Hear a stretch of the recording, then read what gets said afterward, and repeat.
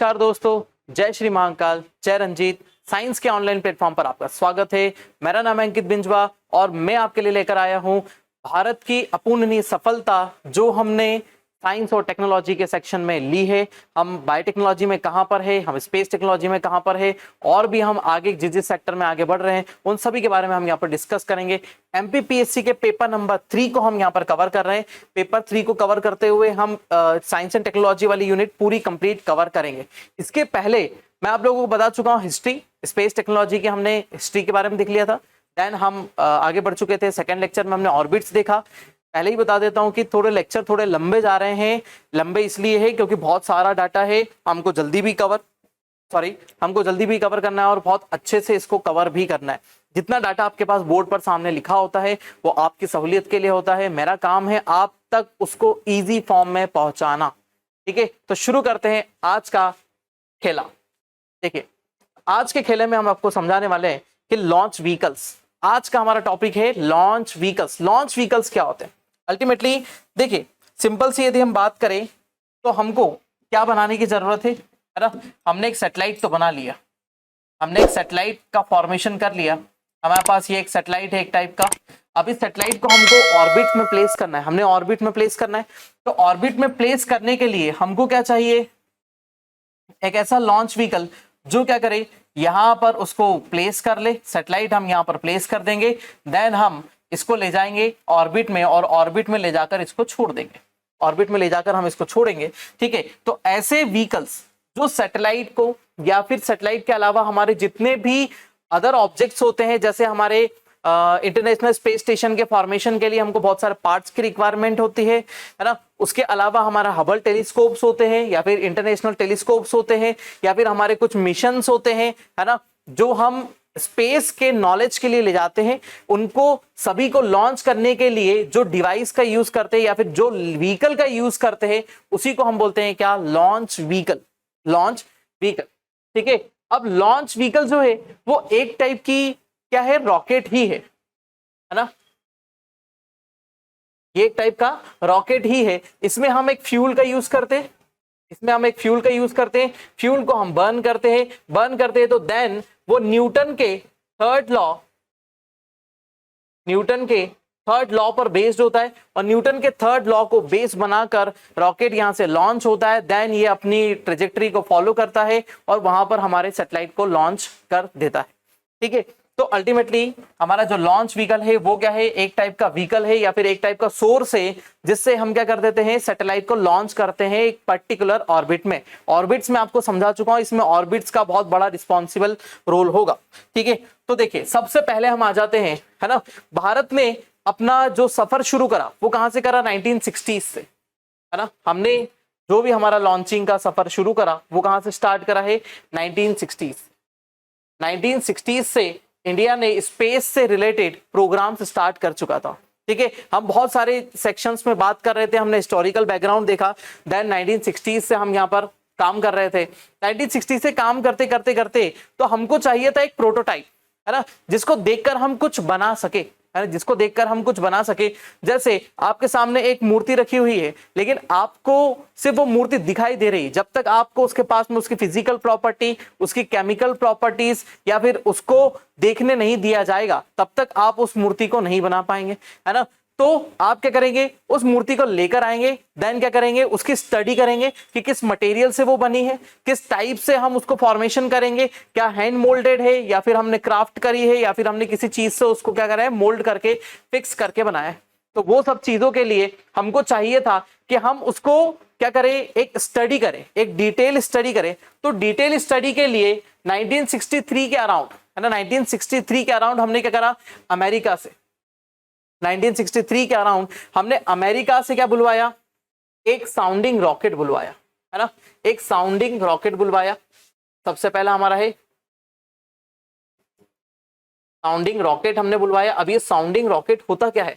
देखो, साउंडिंग का मीनिंग यहाँ पर आपको एकदम साफ निकल के आ रहा है। ठीक है, इसका नेम क्या होता है? साउंडिंग, है ना। इसका नेम साउंडिंग कहां से आया था? साउंडिंग आया था मेजरमेंट से, है ना। किससे आया था?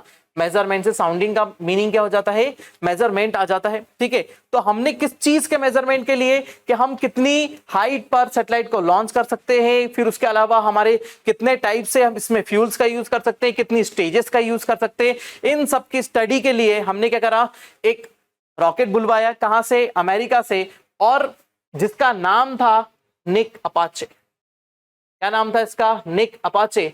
1963 में हमने इसको लॉन्च करा। ठीक है, और लॉन्चिंग से हमने क्या करा, सबसे पहले हमने साउंडिंग रॉकेट जो लॉन्च करा तो उससे हमने करा टेस्टिंग। ठीक है, टेस्टिंग से क्या निकल के आए, ऑब्जर्वेशन। ठीक है, ऑब्जर्वेशन के ऊपर हमने क्या करी, रिसर्च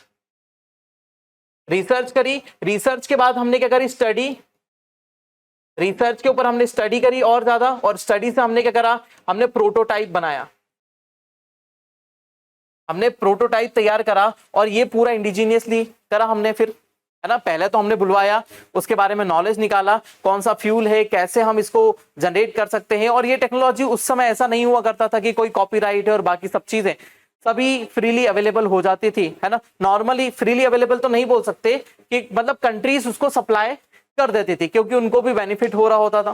ठीक है, तो यहां पर हमने सबसे पहले लेकर आए साउंडिंग रॉकेट्स। ठीक है, तो साउंडिंग रॉकेट्स यदि हम बात करें, ठीक है, एक या दो स्टेजेस के होते हैं। कितनी स्टेजेस के होते हैं, एक दो स्टेजेस के होते हैं। और क्या होता है उसमें, सभी में सॉलिड फ्यूल होता है, सभी में सॉलिड फ्यूल होता है। सॉलिड फ्यूल इट मींस आप क्या करते हैं, दिवाली का रॉकेट तोड़ते हैं, है ना। दिवाली का रॉकेट आपने तोड़ा तो उसके अंदर से ब्लैक कलर का मटेरियल निकलता है, तो अल्टीमेटली वो क्या है, एक टाइप का सॉलिड प्रोपेलेंट है ना। एक टाइप का क्या है, सॉलिड प्रोपेलेंट है, थोड़ा सा पाउडर निकलता है ब्लैक कलर का।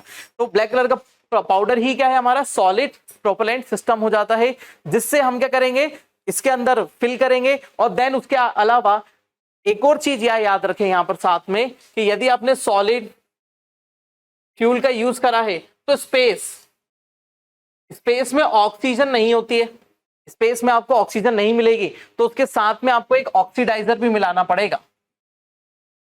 एक ऑक्सीडाइजर भी हम फिल करेंगे, और जैसे ऑक्सीडाइजर फिल करेंगे तो कंडीशन क्या बन जाएगी, जैसे ऑक्सीडाइजर हमने उसके अंदर मिलाया तो वो क्या करेगा, जब फ्यूल बर्न होगा उसके साथ में ऑक्सीजन भी बर्न होगी। ठीक है, एक और फ्यूल बर्न होगा जिससे ऑक्सीजन निकलेगी और इस फ्यूल को बर्न करने में हेल्प करेगी। ठीक है, पहले हमको एक ऑक्सीडाइजर भी मिलाना पड़ेगा, क्योंकि स्पेस में तो ऑक्सीजन नहीं है ना। तो सबसे पहला फंडा हमने यहीं पे क्लियर करा, है ना, कि हमको ऑक्सीजन की भी रिक्वायरमेंट है, तो एक ऑक्सीडाइजर भी मिला दिया जाए।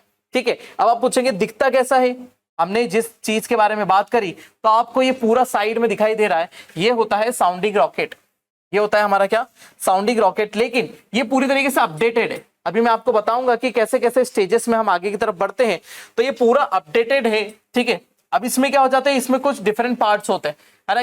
कुछ 2 स्टेज होते हैं, कुछ 4 स्टेजेस होते हैं, और कुछ छोटे मोटे होते हैं जिनसे हम सैटेलाइट को लॉन्च करते हैं। ठीक है, तो पहला हिस्सा आपको नीचे दिखाई दे रहा है ना, ये सॉलिड प्रोपेलेंट सिस्टम है। फिर उसके अलावा यहाँ पर भी अलग अलग स्टेजेस में हमारे सॉलिड प्रोपेलेंट सिस्टम यहाँ पर लगे हुए। ये पूरी तरीके से अपग्रेडेड है। कैसा है, ये पूरी तरीके से अपग्रेडेड हमारा सिस्टम हो जाता है। अब क्या होता है कि यदि ये एक टाइप का छोटा रॉकेट है, स्मॉल रॉकेट लॉन्चिंग सिस्टम, है ना, स्मॉल रॉकेट लॉन्चिंग सिस्टम है, तो इसकी पेलोड कैपेसिटी क्या होगी। पेलोड क्या होता है ना, जो सैटेलाइट होते हैं ना वही पेलोड होता है ना। जो हमारा सैटेलाइट है वही क्या है, हमारा पेलोड होता है। कि हम जिस सैटेलाइट को लॉन्च करना चाहते हैं, जैसे आदित्य L1 मिशन, तो आदित्य L1 मिशन में जो आदित्य L1 जो हमारा पूरा सैटेलाइट है, जिसमें बहुत सारे इंस्ट्रूमेंट्स लगे हुए हैं, वही टोटल मिलाकर क्या है, पेलोड है। यदि आप 10 सैटेलाइट को एक साथ लॉन्च कर रहे हैं तो पेलोड कितना है, 10 सैटेलाइट्स। 10 सैटेलाइट पूरा क्या हो जाएगा, टोटल उसका पेलोड हो जाएगा। पेलोड कैपेसिटी कितनी है 10 to 100 kg। 10 से लेकर 100 kg तक, मतलब माइक्रो सैटेलाइट्स, है ना, माइक्रो नैनो सैटेलाइट्स को यहाँ पर ये ऑर्बिट में प्लेस करता है। ठीक है, कितनी हाइट तक, 470 किलोमीटर। अब 470 किलोमीटर आपको पता है कि लियो तक ही जाएगा, है ना। ये कहां तक जाएगा, लियो तक ही जाएगा, और लियो ऑर्बिट में ये हमारे सैटेलाइट को प्लेस कर देगा। ठीक है, अब आगे की बात करते हैं। तो भारत धीरे धीरे आगे बढ़ता गया। 1963 में हमने लॉन्च करा, जो क्या था, अमेरिका का था, निक्स अपाचे। ठीक है, उसके बाद धीरे से हमने आगे की तरफ क्या करा, इंडिजीनियसली इसको डेवलप कर लिया, और कहां पर आ गए, 1965 में आ गए। इंडिजीनियसली हमने डेवलप करा और हम आ गए 1965 में। यहां पर हमने रोहिणी सीरीज, है ना। रोहिणी सीरीज का सैटेलाइट लॉन्च करा यहाँ पर, रोहिणी सीरीज का सैटेलाइट लॉन्च करा, ठीक है, कब? 1967 में। 1967 में 65 तक हम डेवलप कर चुके थे और हमने टेस्टिंग फ्लाइट्स ले चुके थे। फिर उसके बाद हमने रोहिणी सीरीज के सैटेलाइट्स को लॉन्च करना शुरू करा, और ये भी क्या थे हमारे, ये भी हमारे टेस्टिंग सैटेलाइट्स ही थे। रोहिणी सीरीज के जो सैटेलाइट्स थे वो भी हमारे टेस्टिंग सैटेलाइट्स ही थे, ठीक है। उसके अलावा अभी हम बात करें तो आज भी हम इन छोटे छोटे रॉकेट्स का यूज कर रहे हैं, है ना, इन छोटे रॉकेट्स का हम आज भी यूज कर रहे हैं। क्यों? क्योंकि यदि हमारे पास एक छोटा सा एक सैटेलाइट हमने बनाया, है ना, एक छोटा सा हमने एक सैटेलाइट बना दिया, है ना, जो एक माइक्रो या नैनो सैटेलाइट है, अब इसको लॉन्च करना है तो क्या हम एक बहुत बड़ा PSLV लॉन्च कर देंगे क्या इसके पीछे, या फिर हम इसको छोटे से को लॉन्च करने के लिए हम किसी कंट्री को देंगे? नहीं, उससे तो हमारी कॉस्ट पर इफेक्ट पड़ेगा, ठीक है, प्रोजेक्ट पर भी इफेक्ट पड़ेगा। तो इसलिए हम क्या करते हैं, छोटे लॉन्च व्हीकल में इसको रख देते हैं, है ना, और इसको लॉन्च कर देते हैं। तो ऐसे ही करते हुए इंडिया 200 सक्सेसफुल फ्लाइट्स तक पहुंच चुका है ना, रोहिणी सीरीज के ये जो लॉन्च व्हीकल्स है उनके, है ना, RS-200 तक हम पहुंच चुके हैं। मतलब हमने 200 सक्सेसफुल फ्लाइट्स कवर कर लिए किसकी, रोहिणी सीरीज की। ये एग्जाम में हो सकता है कि हमने किस सीरीज की, है ना, हमारे लॉन्च व्हीकल में किस सीरीज की क्या सक्सेसफुल फ्लाइट्स ले चुके हैं 200 से मोर, ठीक है। ये होते रहते हैं लॉन्चेस धीरे धीरे छोटे छोटे श्रीहरिकोटा से, है ना, उनके बारे में बताते रहते हैं। चलिए तो आगे बढ़ते हैं और हम कुछ लॉन्च व्हीकल्स के बारे में और देख लेते हैं। लॉन्च व्हीकल्स के बारे में क्या क्या हम देख लेते हैं, हमारे कितने स्टेप में ये होते हैं। देखिए यहाँ पर, देखिए सबसे पहले हमने जो डेवलप करे, है ना, तो रोहिणी सीरीज 75 हमने डेवलप करी, RH-75, है ना। हमने इसको कब लॉन्च करा? 1967 में हमने इसको लॉन्च करा, ठीक है। अब ये जो सीरीज थी, है ना, अनस्टेबल थी। ये सीरीज जो क्या आ रही है हमारी, ये अनस्टेबल सीरीज है, ठीक है। कहां तक? ये RS तक चल रही है हमारी पूरी, और वो पूरी तरीके से डेवलप्ड जो है वो लास्ट में दिया हुआ है, ठीक है। तो RH सीरीज हमारी क्या थी? अनस्टेबल थी। धीरे धीरे हम इससे कुछ कुछ लॉन्च करते गए, ठीक है। RH-100, RH-125, ठीक है, 200, 300, फिर 560, ठीक है, फिर 560B, ऐसे हमने इनको लॉन्चेस करे। अब देखो इसमें आपको दिख रहा है कि ये पूरा क्या है, सिंगल स्टेज है। यहां से यहां तक आपको पूरे सिंगल स्टेजेस दिख रहे हैं। फिर उसके बाद यहां से क्या शुरू हो चुके हैं, डबल स्टेज। देखो यहाँ पर एक स्टेज है, दूसरा स्टेज है, प्लस यहाँ पर 2 स्टेजेस यहाँ भी दिख रहे हैं, यहाँ भी 2 स्टेज दिख रहे हैं, 2 स्टेजेस दिख रहे हैं। तो ये सिंगल या डबल स्टेजेस है भारत के लिए, है ना। अमेरिका में इसके स्टेजेस और भी अलग हो सकती है, लेकिन इंडिया जो डेवलप कर रखा हुआ है ना, इंडिया ने जिस टाइप के डेवलप करे हैं, इंडिया में सिंगल स्टेज या डबल स्टेज वाले, सिंगल स्टेज आपके ये रखे हुए और डबल स्टेज यहाँ पर ये रखे हुए, ठीक है। लेकिन इसका मॉडिफाइड फॉर्म भी हमारे पास है ना। इन साउंडिंग रॉकेट का मॉडिफाइड फॉर्म जो हमने डेवलप करा आगे जाकर, उसी को हमने क्या बोल दिया, आगे जाकर लॉन्च व्हीकल हमारा कौन सा, satellite launch vehicle number 3, satellite launch vehicle number 3, SLV-3, ठीक है। यहां तक आपने पूरी तरीके से सबको देखा।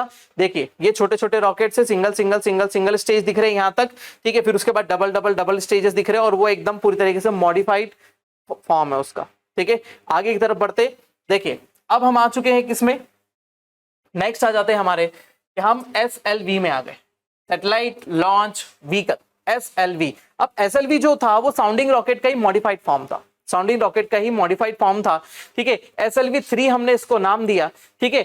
उसके अलावा ये इंडिया का first experimental satellite launch vehicle बन गया, first experimental satellite launch vehicle बन गया। इसके पहले भी हम एक्सपेरिमेंट ही कर रहे थे, बट कंडीशन ये थी कि हम उसको नॉर्मली छोटे मोटे सैटेलाइट लॉन्च कर रहे थे, टेस्टिंग कर रहे थे, पेलोड लगाकर हम यहाँ से ट्रांसमिट कर रहे थे। लेकिन एक्चुअल लॉन्चिंग जो शुरू हुई थी वो कहां से शुरू हुई थी, हमारी SLV-3 से। SLV-3 से हमारी एक्चुअल लॉन्चिंग शुरू हुई थी। इसीलिए जब हमने लॉन्च करा उसके बाद ही SLV के कारण, है ना, SLV से ही क्या हो गए थे, इंडिया 6th कंट्री बन गया था किसके लिए, है ना, उस क्लब में शामिल हो गया था, उस क्लब में शामिल हुआ था जो कंट्रीज क्या करती है, स्पेस में हमारे स्पेसक्राफ्ट लॉन्च करती है, ठीक है। स्पेसक्राफ्ट को ले जाने वाली कंट्री में हम किस नंबर पर आ गए थे, 6th पोजीशन पर हम आ चुके थे। उसके पहले America, Russia, Japan, China, France, ठीक है, ये सब लोग थे। फिर देन हम 6th नंबर पर इंडिया की पोजीशन आती है SLV के कारण, ठीक है, सैटेलाइट लॉन्च व्हीकल नंबर 3। अब इसकी स्पेसिफिकेशन देख लेते हैं। अब ये स्पेसिफिकेशन में कितना बड़ा है, सॉलिड फ्यूल है, ऑल सॉलिड फ्यूल है, लेकिन कितने हैं स्टेजेस, 4 है ना। ध्यान रखिएगा हमने उसमें कितनी देखी थी, 1 और 2 स्टेजेस देखी थी। देन ये कैसा है, 4 स्टेजेस है ना। कितनी स्टेज का है ये, 4 स्टेज का। देखो आपको यहाँ पर साफ दिख रहा होगा कि पहला स्टेज यहाँ तक दिख रहा है, दूसरा स्टेज आपको दिख रहा है, तीसरा स्टेज दिख रहा है, ठीक है। तो हो गया 1 2 3, देन ये 4th स्टेज है, और ये ऊपर की तरफ आखिरी में हमारा सेक्शन बच जाता है जिसमें हमारा सैटेलाइट्स होते हैं, है ना, जिनको हम क्या कर देते हैं, आगे की तरफ लॉन्च कर देते हैं। बाकी कंप्यूटर सिस्टम होता है यहाँ पर, फिर उसके बाद कंट्रोलिंग सिस्टम होता है, कम्युनिकेशन सिस्टम होता है, वो सब सिस्टम यहाँ लगे रहते हैं। और देन आखिरी में हमारा सैटेलाइट यहाँ पर प्लेस्ड होता है, जिसको हम लास्ट ट्रांसमिट कर देते हैं, है ना, प्रोजेक्ट कर देते हैं हमारी ऑर्बिट में, ठीक है। तो देखिए अब इसकी कैपेसिटी कितनी बताई, इसकी कैपेसिटी हमने बताई कितनी, 40 kg। कितनी केजी बताई, 40 kg। कहां तक ले जाता है ये, लियो तक ले जाता है, लोअर अर्थ ऑर्बिट में ये लॉन्च कर देता है। अप्रोक्सीमेटली 400 किलोमीटर से लेकर 500 किलोमीटर की हाइट तक ये हमारे सैटेलाइट को लॉन्च कर सकता है। कितना केजी, 40 kg तक। और यहीं से भारत के, इंडिया के 1980s जो हमारा सेक्शन था जिसमें रोहिणी सीरीज के हम सैटेलाइट को लॉन्च करने वाले थे, है ना, और कंटिन्यूअसली यहाँ से हमने लॉन्चिंग शुरू कर दी और हमारे सैटेलाइट लॉन्च शुरू हो गए। और यहाँ से भारत की नए चैप्टर की शुरुआत हो जाती है, जहां से अब हम एक्सपेंडेबल सैटेलाइट लॉन्चिंग व्हीकल को लेकर आना शुरू करेंगे, ठीक है। लेकिन उसके बीच में एक और आपके सामने आ जाएगा कि ऑग्यूमेंटेड सैटेलाइट लॉन्च व्हीकल। ये भी एक टाइप का, क्या, जैसे हम नहीं बोलते कि हमने एक रोटी बनाई, है ना, थोड़ी टेढ़ी बनी, दूसरी रोटी बनाई, एक और टेढ़ी बनी। अब हमने कंसंट्रेशन लगाया क्या, अब परफेक्ट बनानी है। परफेक्ट बनाने के चक्कर में हम एक और बनाते हैं, तो जो लगभग नियर परफेक्ट होती है, नियर परफेक्ट जो चीज थी वो हमारी क्या थी, ASLV थी। और देन लास्ट आपने रोटी बनाई तो एकदम गोल बन गई, शानदार बन गई, सिकी भी और फूल भी गई, तो वो हमारा क्या था, PSLV, ठीक है। तो आगे की तरफ चलते हैं, ASLV और PSLV को हम यहाँ पर स्टडी कर लेते कि ASLV क्या हमारा और PSLV क्या होगा। देखिए अब ASLV में हमने जो देखा, तो augmented satellite launch vehicle. Augmented मतलब क्या होता है कि हमने इसको और ज्यादा SLV के कंपैरिजन में और ज्यादा क्या बूस्टअप करा, प्लस हमने इसको एक बहुत अच्छे तरीके से डेवलप भी करा, प्लस हमने इसकी पावर भी बढ़ा दी, प्लस हमने इसको एक्सपांड भी करा, ठीक है। तो यहां से हमारे एक्सपेंडेबल सैटेलाइट लॉन्च व्हीकल भी स्टार्ट हो जाएंगे, ठीक है। इसके जस्ट बाद वाला क्या हो जाएगा, एक्सपेंडेबल लॉन्च व्हीकल होगा हमारा। तो देखिए सबसे पहले हमने स्टेज बढ़ा दी इसमें। वो कितने स्टेज में था, वो था 4 स्टेज में। पहला साउंडिंग रॉकेट थे हमारे 1 और 2 स्टेज, ठीक है। 4 स्टेज क्या था, SLV। फिर 5 स्टेज क्या कर दिया हमने, ASLV, ठीक है। ASLV हमने कितने में स्टेज में ले आए, 5 स्टेज था। लेकिन इसमें फ्यूल कैसे थे, सॉलिड फ्यूल ही थे, है ना, सभी सॉलिड फ्यूल का ही यूज कर रहे थे। लेकिन अब कंडीशन हमारे सामने आ गई थी कि हम अभी पेलोड को बढ़ा ही नहीं पा रहे हैं।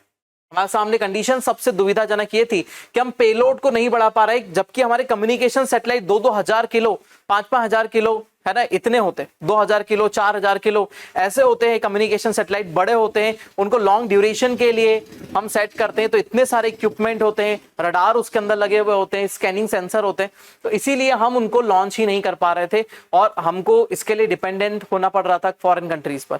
तो हम यहाँ पर अब क्या लेके आ गए, ASLV लेकर आए, ठीक है। लेकिन ये फिर भी कहां तक लेके जा रहा था, 400 किलोमीटर तक ले जा रहा था 150 kg के पेलोड को, ठीक है। अब ये भी मतलब कहां तक जा रहा है, सिर्फ लियो तक ही जा रहा है, ठीक है। अब क्या हो गया कि हमने यहाँ पर 5 स्टेजेस तो जोड़ दी, लेकिन उसमें सिर्फ पावर और थोड़ा सा थ्रस्ट बढ़ा, थोड़ी सी पावर, थोड़ा सा थ्रस्ट और थोड़ी सी हाइट बढ़ गई। इससे हमारा कोई काम चलने वाला नहीं था। तो ये पूरा प्रोजेक्ट जो था, है ना, ASLV का ये जो पूरा प्रोजेक्ट था, ये किस टाइप का रह गया, ये पूरा प्रोजेक्ट हमारा रह गया किस टाइप का, जिसको हम बोलते थे एक्सपेरिमेंटल प्रोजेक्ट ही रह गया, ठीक है। जो आपके सामने दिखाई दे रहा है ये पूरा ASLV का मॉडल है। ये रखा ASLV का मॉडल पूरी तरीके से कि यहाँ पर हमने यहाँ छोटे से सॉलिड बूस्टर लगा रखे हैं। ये सेकंड स्टेज हो गई, यानी ये फर्स्ट स्टेज हो गई, ये सेकंड स्टेज हो गई, थर्ड हो गई, फोर्थ हो गई, देन लास्ट में हमारा 4th एंड देन 5th। ये अलग अलग स्टेजेस को हमने अलग डिवाइड कर दिया। लेकिन फिर भी हमको यहाँ पर सक्सेस नहीं मिल पा रही थी कैपेसिटी बढ़ाने के लिए, ठीक है। देन हमने यहाँ से नया प्रोग्राम स्टार्ट करा, जिस प्रोग्राम को हम बोलेंगे क्या, PSLV। नया प्रोग्राम हमारा यहाँ से शुरू हुआ, जिस प्रोग्राम को हमने नाम दिया PSLV, working horse of the India. India का वर्किंग हॉर्स। यहाँ पर एक बहुत अच्छी कहानी यहाँ पर जुड़ी हुई है ना। यहाँ से आपको नाम याद आता होगा, हाल ही में एक नाम चर्चित रहा जिनका नाम था नंबी नारायण, है ना।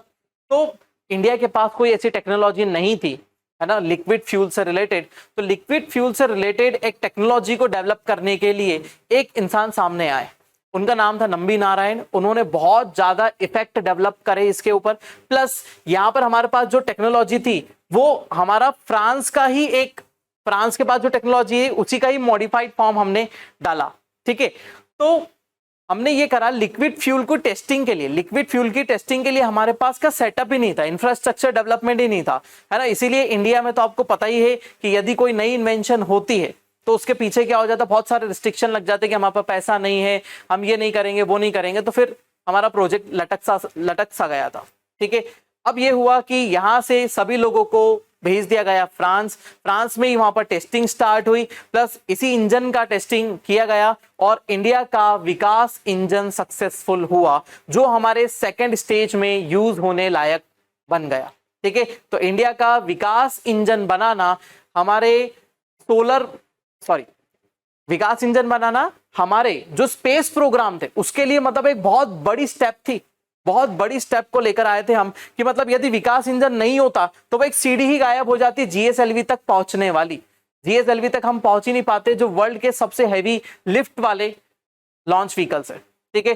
तो हमने यहां पर अब लेकर आ गए विकास इंजन, जो हमने लगाया किसमें, पोलर सैटेलाइट लॉन्च व्हीकल्स में। और इंडिया पूरी तरीके से आज इंडिपेंडेंट है पोलर सैटेलाइट्स और सन सिंक्रोनस ऑर्बिट में सैटेलाइट को लॉन्च करने के लिए। उसके अलावा हम जीटीओ में भी सैटेलाइट्स को लॉन्च कर रहे हैं, जो लाइट वेट सैटेलाइट्स होते हैं हम उनको जीटीओ में भी ट्रांसमिट कर रहे हैं, ठीक है। तो देखिए बात कर लेते हैं अब हमारे सबसे शानदार और सबसे बढ़िया लॉन्च व्हीकल की, पोलर सैटेलाइट लॉन्च व्हीकल, ठीक है। पूरी तरीके से इंडिजीनियसली डेवलप्ड है और पूरी वर्किंग प्रोसीजर जो है वो इंडिया की ही है, हमने ही इसको पूरी तरीके से डेवलप करा 100%।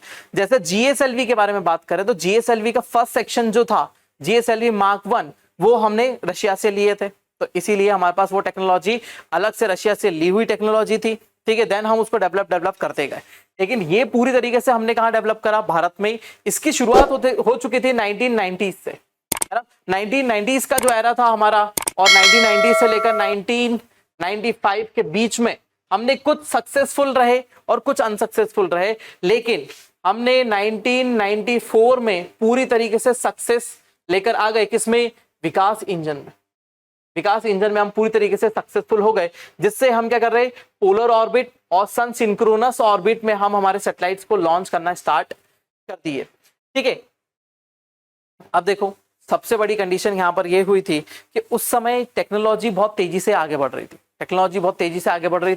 और टेक्नोलॉजी के बढ़ते कदम के साथ में ही ये सामने आने लगा कि नंबी नारायण ने क्या करा है कि भारत के सीक्रेट्स जो थे वो बेच दिए दूसरी कंट्री को, पाकिस्तान को बेच दिए। इसलिए उनके ऊपर देशद्रोह का मामला चलने लगा और बहुत लंबे समय तक ये देशद्रोह का मामला चला, और हाल ही में 18-19 के आसपास इस मामले का खुलासा हुआ कि पूरी तरीके से ये सब चीजें रिजॉल्व हो चुकी है और उनका कोई उसमें इन्वॉल्वमेंट नहीं था, उन्होंने कुछ भी नहीं करा, और जाकर बाद में मामला पूरी तरीके से क्लियर हुआ।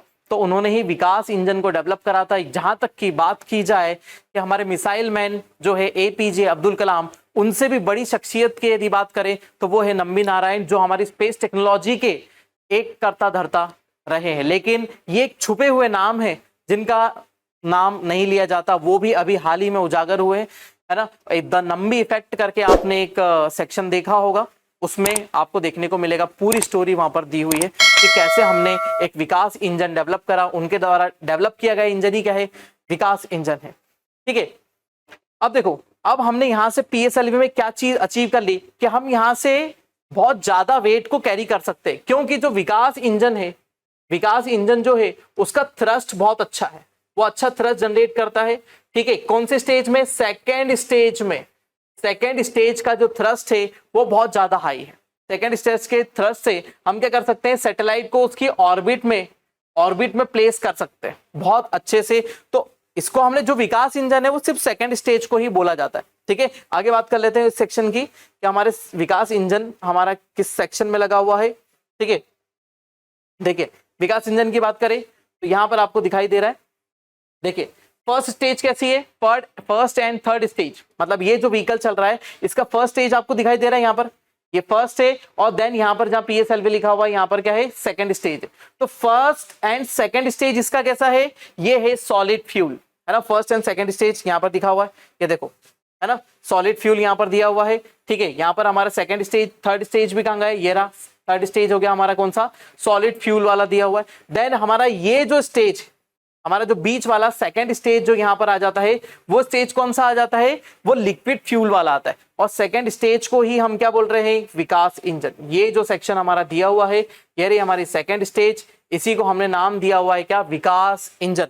विकास engine it means liquid fuel, liquid fuel से ऑपरेट होने वाले इंजन हो जाते हैं, ठीक है। तो फर्स्ट स्टेज और थर्ड स्टेज हमारी आ जाती है सॉलिड फ्यूल से, और सेकंड स्टेज और फोर्थ स्टेज आ जाती है लिक्विड फ्यूल से। और सेकंड स्टेज को ही बोला जाता है सिर्फ सेकंड ओनली, है ना, क्योंकि फोर्थ स्टेज भी लिक्विड ही है ना, लेकिन सेकंड स्टेज जो है वो अच्छा खासा थ्रस्ट जनरेट करती है, स्पीड डेवलप करती है, प्लस ऑर्बिट में रिवॉल्व करवाने के लिए बहुत इंपॉर्टेंट है, इसीलिए हम इसको क्या बोल देते हैं, विकास इंजन बोल देते हैं, ठीक है। तो ये विकास इंजन है, हमने डेवलप कर लिया, ठीक है। अब PSLV-C, है ना, PSLV-C मतलब क्या हो जाता है, PSLV कोर अलोन, है ना, PSLV कोर अलोन। तो ये अलग अलग टाइप के वेरिएंट है ना, अलग अलग टाइप के वेरिएंट है। जैसे हम सिंपल सी बात करें कि रोटी भी बनती है ना, पराठा भी बनता है, लच्छा पराठा भी बनता है, मिस्सी रोटी भी बनती है, नान भी बनती है, सबके बनने की प्रॉपर्टी क्या है, प्रोसेस क्या है, लगभग सेम है, तवे पे सेको, तंदूरी में सेको, और किससे बन रही है, आटे से बन रही है,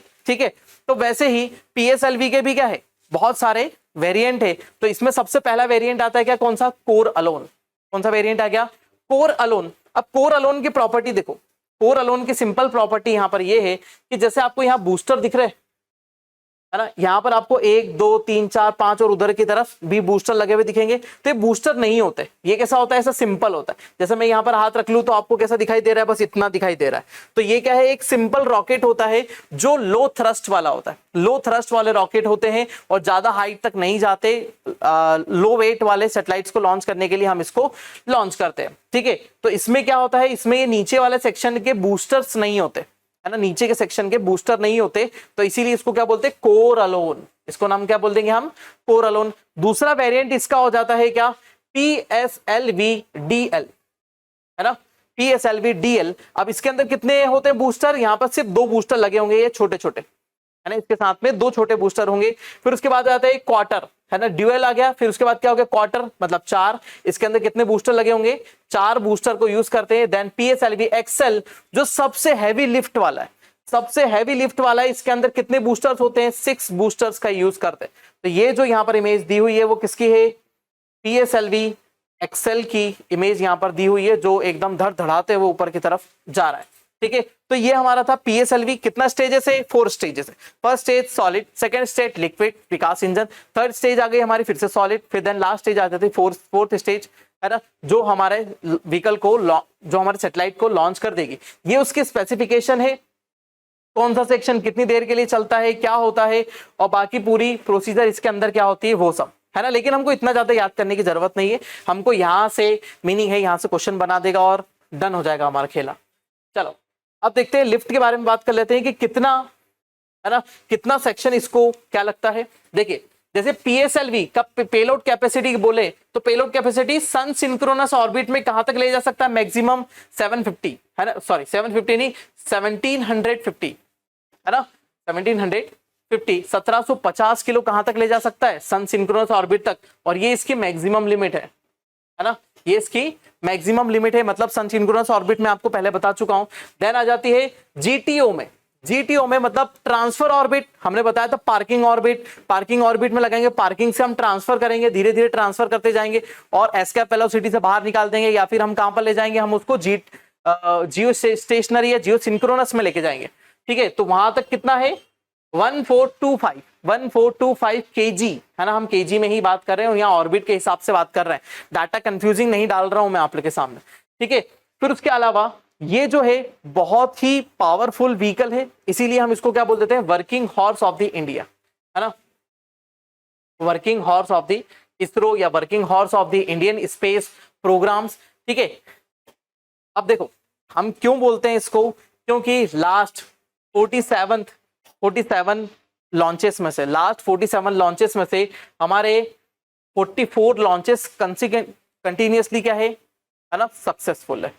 इतने सक्सेस के कारण ही हम इसको क्या बोल देते हैं, वर्किंग हॉर्स बोलते हैं। अदरवाइज हम इसको वर्किंग हॉर्स नहीं बोलेंगे। क्यों? क्योंकि कंटिन्यूअसली हमको इतनी अच्छी फैसिलिटी प्रोवाइड करता है और हमारे लॉन्च व्हीकल में अनसक्सेस के रेट को क्या कर देता है, लगभग बहुत कम 1 या 2% अनसक्सेस के रेट हमारे पास होते हैं। इसीलिए जो अदर कंट्रीज है वो खुद के लॉन्च व्हीकल से सैटेलाइट लॉन्च करने के कंपैरिजन में इंडिया को सैटेलाइट लॉन्च करने के लिए देती है। ठीक है, उसके अलावा यदि हम बात करें, ठीक है, तो 1999 से 2017 तक हमारे पास कोई भी अनसक्सेसफुल मिशन नहीं रहा, कोई भी अनसक्सेसफुल मिशन नहीं रहा। कंटिन्यूअसली हम यहाँ पर सक्सेसफुल मिशन देते आ रहे हैं। ठीक है, इसी से हमने बहुत सारे और भी बड़े बड़े प्रोजेक्ट लॉन्च करे हैं। जैसे हमारे पास पहले GSLV के लिए हमारे पास इतना फंड नहीं था, टेस्टिंग फेज में थे, मतलब सक्सेस रेट उसका बहुत कम था, इसीलिए हम PSLV से ही पूरे लॉन्चेस करते थे। उसके अलावा रिमोट सेंसिंग सैटेलाइट को भी लॉन्च करना स्टार्ट कर दिया इसने। ठीक है, जो लियो ऑर्बिट तक हमारे ले जाता था, इसीलिए हम इसको क्या बोलते हैं, एक्सपेंडेबल लॉन्च व्हीकल। इसको हम एक्सपेंडेबल लॉन्च व्हीकल के नाम से भी जानते हैं। यदि आपको सीधे क्वेश्चन बोलता है कि explain expendable launch vehicles, explain expendable launch vehicles, तो एक्सपेंडेबल लॉन्च व्हीकल्स में आपको दोनों बताना है, PSLV और GSLV दोनों को ही बताना पड़ेगा। दोनों ही हमारे बड़े और एक्सपेंडेबल लॉन्च व्हीकल है। अब देखो यहाँ कुछ चीज मैंने आपको बता के रखी हुई है, साइड वीडियो में आपको थोड़ा सा समझाते चलूंगा, है ना। देखिए, किसी भी सैटेलाइट को लॉन्च करते हैं तो उसके पीछे प्रोसीजर क्या होती है, क्या प्रोसीजर होती है जिससे हम सैटेलाइट को लॉन्च करते हैं। देखिए, तो यहाँ पे सबसे पहला होगा, एक एक प्रोसीजर को समझते चलिएगा। यहाँ पे सबसे पहली कंडीशन क्या आएगी हमारी, इग्निशन, है ना। सबसे पहली कंडीशन इग्निशन, ये हमारा हो गया क्या, लॉन्च। हमारा यहाँ से लॉन्च हो गया। ये भारत का PSLV लॉन्च व्हीकल है, ये लॉन्च हो चुका है। ठीक है, अब सबसे पहली स्टेज बर्न हो रही कौन सी, फर्स्ट स्टेज सॉलिड स्टेज, है ना। PSLV एक्सेल है, इसलिए देखो यहाँ पर 6 बूस्टर चल रहे, 6 बूस्टर है। ठीक है, अब यहाँ पर फर्स्ट स्टेज क्या हो गई, सेपरेट हो गई। फर्स्ट स्टेज सेपरेट हो गई, हमारे बूस्टर्स अलग हो गए। ठीक है, बूस्टर्स अलग हो गए। बूस्टर के बाद अब हमारा फर्स्ट स्टेज क्या हो जाएगा, सेपरेट। इग्नाइशन बंद हुआ, फर्स्ट स्टेज हमारा सेपरेट हो गया। अब यहाँ से ये जो इंजन चालू हुआ है, ये इंजन है हमारा विकास इंजन।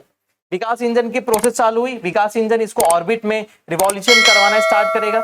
जैसे विकास इंजन की प्रोसेस खत्म होगी तो ये स्टेज भी क्या हो जाएगी, सेपरेट। हीट सिंक निकल चुकी है, हीट सिंक ऊपर की तरफ से निकल गई। देन अब हमारा आ जाएगा यहाँ पर विकास इंजन का separation, Vikas engine separate. Then solid stage, third हमारा सॉलिड स्टेज स्टार्ट हो चुका है।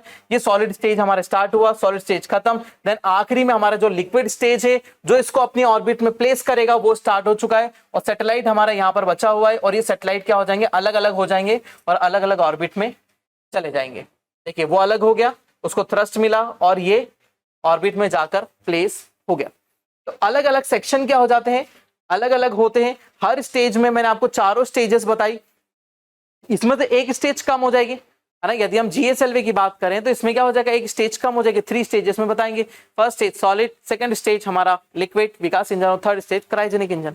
ठीक है, तो ये थी इसकी पूरी प्रोसीजर। ठीक है, चलिए आगे बढ़ जाते हैं। अब इससे किन किन मिशंस को हमने अंजाम दिया है। सबसे पहला चंद्रयान फर्स्ट, चंद्रयान फर्स्ट को हमने यहां से लॉन्च करा। चंद्रयान फर्स्ट हमारी सबसे बड़ी उपलब्धियों में से एक है ना भारत की। क्योंकि चंद्रयान फर्स्ट क्यों इतनी बड़ी उपलब्धि है, क्योंकि हमने यहाँ पर 2008 में इसको लॉन्च करा, और इसी से हमने क्या भेजा था, मून इंपैक्ट प्रोब भेजा था। और मून इंपैक्ट प्रोब से हमको क्या चीज पता चली थी, वहां पर ऑक्सीजन है और वाटर है, लेकिन वाटर के फॉर्म में H2O2, है ना। ये किसने कंफर्म कर दिया था, ये हमारा कंफर्म करा था नासा को, जो हमने रिपोर्ट दी थी, और रिपोर्ट के बेस पर नासा ने बताया कि इंडिया आपका मिशन जो है अनसक्सेसफुल नहीं रहा है, सक्सेसफुल रहा है। क्यों? क्योंकि आपने बहुत बड़ी खोज करी है, आपने वाटर या फिर क्रिस्टलाइन फॉर्म में वाटर को देख लिया है। इसीलिए चंद्रयान फर्स्ट हमारा जो लॉन्च हुआ 2008 में, उसने बहुत अच्छी चीजें बताई। ठीक है, उसके बाद हमारा मार्स मिशन गया 2014 में, मार्स ऑर्बिटल मिशन, और ये भी हमारी बहुत बड़ी सक्सेस थी कि इंडिया फर्स्ट कंट्री है जिसने फर्स्ट टाइम में ही क्या कौन सा अचीव करा है, मार्स ऑर्बिटल मिशन को अचीव करा है, फर्स्ट कंट्री बन गई। PSLV से ही लॉन्च करा था। उसके अलावा इंडिया का जो जीपीएस सिस्टम है, जिसको हम क्या बोल देते हैं, नाविक सिस्टम, वो भी IRNSS, Indian regional navigation satellite system, Indian regional navigation satellite system, बार बार बोलिएगा। और यही कौन सा सिस्टम है, हमारा नाविक। ये हमारा नाविक सिस्टम ही है, जिससे हमने जीपीएस डेवलप करके रखा हुआ है। ठीक है, उसमें पीएसएलवी से ही हमने क्या करा है, जियो, है ना, जियो स्टेशनरी ऑर्बिट में हमने 3 सैटेलाइट लॉन्च करे, और यहां पर कितने करे हैं, 4 ऑर्बिट में लॉन्च करे हुए, 4 ऑर्बिट में हमने इसको लॉन्च करे हुए। ठीक है, अब देखिए यहां पर आपको सब दिख रहा है, यहाँ पर मैंने आपको सब कुछ बता रखा है कि देखिए सबसे पहले हमारा चंद्र मिशन दिख रहा है, पहला चंद्र मिशन आपको यहाँ पर दिखाई दे रहा है। उसके अलावा यहाँ पर दूसरा mission IRNSS, Indian regional navigation satellite system, आपको बता दिया है। ठीक है, चंद्रयान वाला मिशन भी हमारा यहाँ पर है। उसके अलावा मंगल मिशन आपको यहाँ पर दिखा हुआ, मार्स ऑर्बिटल मिशन। उसके अलावा रिमोट सेंसिंग सैटेलाइट बहुत सारे, IRS, है ना, रिमोट सेंसिंग सैटेलाइट्स, पूरे सेक्शन को यहाँ पर कवर करा हुआ है। कितने सैटेलाइट्स को यहाँ पर लॉन्च करा हुआ है, सब कुछ यहाँ पर है। किसकी उपलब्धियां है ये, सब हमारी PSLV की, ये सब PSLV ने लॉन्च करा है। नेक्स्ट आ जाते हैं हमारे दूसरे सबसे अच्छे में। ठीक है, आ जाते हैं geosynchronous satellite launch vehicle, GSLV, है ना, GSLV। अब GSLV का जो एट प्रेजेंट चंद्रयान 3 को जो हमने लॉन्च करा था, उस लॉन्च व्हीकल का नाम था लॉन्च व्हीकल मार्क 3। ये GSLV मार्क 3 ही है ना, उसको हम क्या बोलते हैं, लॉन्च व्हीकल मार्क 3 के नाम से भी हम उसको जानते हैं। ठीक है, लेकिन देखिए अब यहाँ पर सबसे बड़ी दुविधा हमारे सामने ये है ना, सबसे बड़ी दुविधा हमारे सामने ये आती है कि इंडिया के पास ये लॉन्च व्हीकल नहीं था, कोई टेक्नोलॉजी भी नहीं थी, प्लस इंडिया को उनके कम्युनिकेशन सैटेलाइट लॉन्च करने के लिए अदर कंट्रीज पर डिपेंडेंट होना पड़ता था। तो फर्स्ट कंडीशन सबसे पहले यहाँ आती है कि हम रशिया से सबसे पहले हेल्प मांगते, तो रशिया से हमने हेल्प ली। रशिया से हेल्प लेने की कंडीशन में हमारे पास क्या हुआ कि जैसे ही हमने रशिया से हेल्प ली, प्लस टेक्नोलॉजी ट्रांसफर के बारे में भी हमने बोला कि हम टेक्नोलॉजी ट्रांसफर भी चाहिए, कि हम जैसे आपने किसी के यहाँ पर पनीर की सब्जी खाई और बड़ा मजा आ गया, ठीक है, तो आपने बोला भाभी जी हमारी वाइफ को बताइएगा कि वो पनीर की सब्जी कैसे बनती है, तो आपने उनसे टेक्नोलॉजी तो ली और टेक्नोलॉजी को ट्रांसफर भी करवाया, टेक्नोलॉजी ट्रांसफर भी कर ली, जिससे आप भी उस टेक्नोलॉजी को डेवलप कर सके। ठीक है, लेकिन भाभी जी ने आपको गलत रेसिपी बताई थी और आपकी सब्जी गलत बनी और मजा नहीं आया उतना। ठीक है, तो वैसे ही यहाँ पर अड़ंगा डाल दिया था किसने, यूएसए ने यहाँ पर अड़ंगा डाला और सीधे सीधे साफ बात बोल दी कि आप किसी भी टाइप की टेक्नोलॉजी को ट्रांसफर नहीं करेंगे, है ना, किसी भी टाइप की टेक्नोलॉजी को ट्रांसफर नहीं करेंगे, आप सिर्फ क्या देंगे, लॉन्च व्हीकल्स, जो आपका क्या हुआ एग्रीमेंट हुआ है उसके अकॉर्डिंग आप सिर्फ लॉन्च व्हीकल प्रोवाइड करेंगे, बिकॉज ये एक इंटरकॉन्टिनेंटल मिसाइल बनाने की टेक्नोलॉजी भी है, इंटरकॉन्टिनेंटल मिसाइल बनाने के लिए टेक्नोलॉजी भी है। इट मींस यदि इंडिया के पास उस समय 90s में, है ना, 90s में यदि इंडिया के पास GSLV होता तो उस समय हम क्या कर सकते थे, हम पाकिस्तान के ऊपर मिसाइल गिरा सकते थे, एक बड़ा मिसाइल जो ज्यादा पेलोड लेकर जा सकता है। तो इसीलिए आगे जाकर ये चीजें क्या होती गई, थोड़ी सी हौच पौच होती गई और रशिया ने यहाँ पर रिस्ट्रिक्ट कर दिया कि हम आपको सिर्फ टेक्नोलॉजी देंगे, टेक्नोलॉजी ट्रांसफर नहीं करेंगे। इट मींस हम कैसे बनेगा वो नहीं बताएंगे, हम आपको बना के दे देंगे। और कितने व्हीकल दिए उन्होंने, 4, हमको 4 व्हीकल ट्रांसफर कर दिए। ठीक है, तो ये एग्रीमेंट के अकॉर्डिंग था, वही यहाँ पर था। ठीक है, कि क्रायोजेनिक के लिए हमको टेक्नोलॉजी ट्रांसफर करने का बोला किसने, रशिया ने, लेकिन वो यूएसए के फोर्स में वो हटा दिया गया, यूएसए के फोर्स में वो टेक्नोलॉजी ट्रांसफर को क्या कर दिया, रिस्ट्रिक्ट कर दिया और हमको टेक्नोलॉजी वहां से नहीं मिलने लगी। ठीक है, अब ये भी जो व्हीकल है, ये व्हीकल जो है हमारा, ये भी एक एक्सपेंडेबल लॉन्च व्हीकल है, ये भी हमारा एक एक्सपेंडेबल लॉन्च व्हीकल है। ठीक है, जो जियो सिंक्रोनस लेवल तक जाता है, कौन से ऑर्बिट तक जाएगा, ये जियो सिंक्रोनस तक हमारे व्हीकल्स को, सॉरी हमारे सैटेलाइट्स को लॉन्च करेगा। ठीक है, अब GSLV जो है, GSLV जो है वो 3 स्टेज वाला है ना, याद रखिएगा 3 स्टेजेस वाला है। तो 3 स्टेजेस में पहला स्टेज क्या होगा, पहला स्टेज सॉलिड ही होगा। दूसरा हमारा दूसरा सबसे भरोसेमंद इंजन विकास इंजन होगा सेकंड स्टेज में। थर्ड स्टेज में क्या होगा, थर्ड स्टेज में अब हम लेकर आएंगे third stage cryogenic technology, third stage cryogenic technology, और ये टेक्नोलॉजी ही सबसे डिफिकल्ट थी अचीव करने के लिए, है ना, क्योंकि हमारे लॉन्च यहाँ पर हो नहीं रहे थे और ये बहुत लो टेम्परेचर पर वर्क करने वाली टेक्नोलॉजी है, इसीलिए बहुत ही ज्यादा स्पेसिफिक थी, है ना।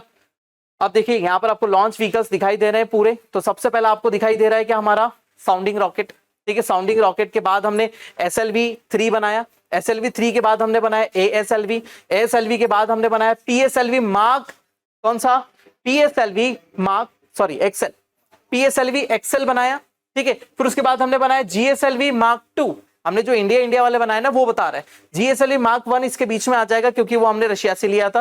देन इंडिजीनियसली डेवलप करा हमने कौन सा, GSLV mark 2, then GSLV mark 3 हमने डेवलप करा, जिसको लॉन्च व्हीकल मार्क 3 के नाम से भी जानते हैं।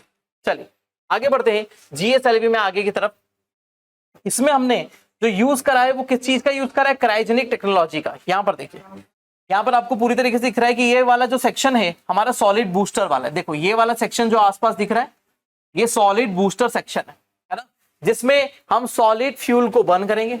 इसमें ही हम क्या करेंगे, सॉलिड फ्यूल को बर्न करेंगे। तो हमने इस सेक्शन को क्या कर दिया, अलग से लगा दिया। दूसरा सेक्शन हमारा क्या है, ये बीच में जो हिस्सा लगा हुआ है ये विकास इंजन है। बीच वाला जो हिस्सा यहाँ पर लगा हुआ है ये हमारा विकास इंजन वाला सेक्शन लगा हुआ है। विकास इंजन, इसमें आपको दिख रहा है कि दो अलग अलग टाइप के फ्यूल्स यहाँ पर फिल हो गए, ठीक है। तीसरा हिस्सा जो आपको दिख रहा है ये ऊपर की तरफ वाला थर्ड सेक्शन हमारा कौन सा आ गया, थर्ड सेक्शन जो था हमारा वो था हमारा क्रायोजेनिक इंजन। ये रहा हमारा क्रायोजेनिक इंजन वाला सेक्शन, जिसमें हमने क्या कर रखा है ना, जिसमें हमने ऑक्सीजन और हाइड्रोजन को लिक्विफाई करके रखा हुआ है ना, कंप्रेस्ड करके लिक्विफाई करके रखा हुआ है, ठीक है। तो ये हमारे हो गए सॉलिड प्रोपेलेंट सिस्टम, है ना। ये बीच में नीचे की तरफ हो गया लिक्विड प्रोपेलेंट सिस्टम, और देन हमारा क्या हो गया क्रायोजेनिक टेक्नोलॉजी। मतलब ये थ्री स्टेजेस वाला सिस्टम है हमारा। देखो यहाँ पर भी एकदम क्लियर तरीके से दिख रहा है, दो तरफ से सॉलिड बूस्टर लगे हुए हैं, सॉलिड सिस्टम हो गया। देन यहाँ से यहाँ तक आपका जो सिस्टम लगा हुआ है ये हमारा विकास हो गया। देन ऊपर की तरफ यहाँ से हमारा कौन सा सेक्शन लगा हुआ है, ये हमारा सेक्शन लग गया हमारा क्रायोजेनिक टेक्नोलॉजी।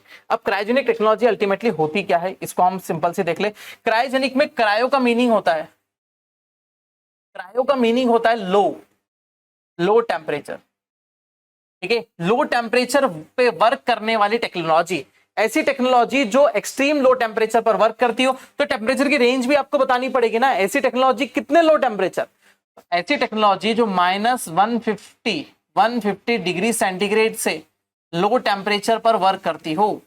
कितना टेम्परेचर, -150 डिग्री सेंटीग्रेड से लो टेम्परेचर पर वर्क करने वाली टेक्नोलॉजी कौन सी हो जाती है, हमारी क्रायोजेनिक टेक्नोलॉजी हो जाती है, ठीक है। अब ये क्रायोजेनिक टेक्नोलॉजी जो थी वो दूसरे हमारे PSLV के कंपैरिजन में ज्यादा इफिशिएंट क्यों हो रही है ना, उसके पीछे कारण ये है कि हम यहाँ पर सबसे पहले ऑक्सीजन को लेकर आए कितने टेम्परेचर पर, -183 डिग्री सेंटीग्रेड पर, और हाइड्रोजन को लेकर आए कितने पर, -253 डिग्री सेंटीग्रेड पर। इतने लो टेम्परेचर पर हम दोनों को लेकर आए, प्लस हमने इनको कंप्रेस करा और किस फॉर्म में लेकर आए, लिक्विड फॉर्म में हम इनको लेकर आए।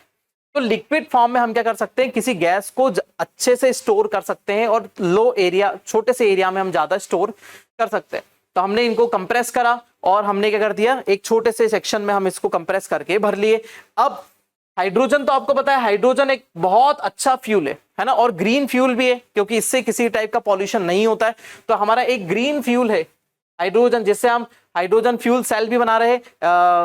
जो सेक्शन हमारा एनर्जी वाला है उसमें मैं आपको पढ़ा रहा हूं, ठीक है। तो हमने ग्रीन फ्यूल के बारे में हमने देखा था, तो हमारा कौन सा, हाइड्रोजन फ्यूल है ना।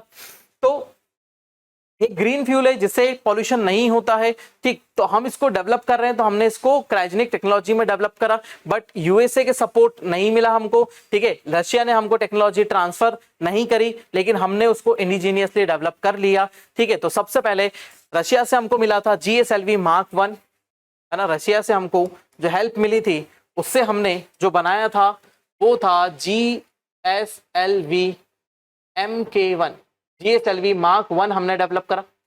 दूसरा, जब इंडिया ने डेवलप करा तो GSLV मार्क 1 से क्या बनाया हमने, GSLV मार्क 2।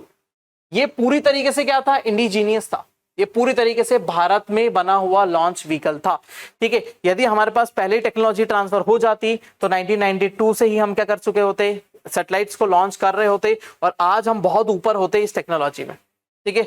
चलिए तो आगे देखते हैं, आपको साइड में लेफ्ट में आपको दिखाई दे रहा है मेरे, ये है हमारा कौन सा क्रायोजेनिक इंजन।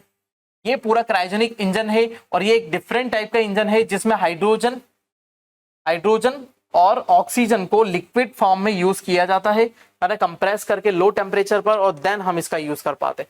ठीक है, तो हमने GSLV Mark II बनाया और GSLV Mark II को हम सक्सेसफुल हो गए कब? 2014 में, है ना। अब यहां से कंटिन्यूअसली हमारी सक्सेस चलना स्टार्ट हो जाएगी कि हम GSLV Mark II को हम क्या कर चुके हैं, पूरी तरीके से सक्सेसफुल बना चुके हैं। और इसकी पेलोड कैपेसिटी की यदि हम बात करें तो 5000 kg है, कहां तक? लियो तक। और पेलोड कैपेसिटी है GTO तक कितनी? 2500 kg। ठीक है, ये किसकी है? Mark II की हम बात कर रहे हैं, Mark II की हम बात कर रहे हैं कि इसकी पेलोड कैपेसिटी इतनी है। ठीक है, अब ये किस किस को लॉन्च कर सकता है? 250 kg तक के कम्युनिकेशन सैटेलाइट्स को लॉन्च कर सकता है। ठीक है, हमारी ट्रांसफर ऑर्बिट तक, फिर उसके अलावा हमारी ट्रांसफर ऑर्बिट में उसके अलावा भी सैटेलाइट्स को लॉन्च कर सकता है, जैसे चंद्रयान 2 का मिशन हमारा इसी से गया था।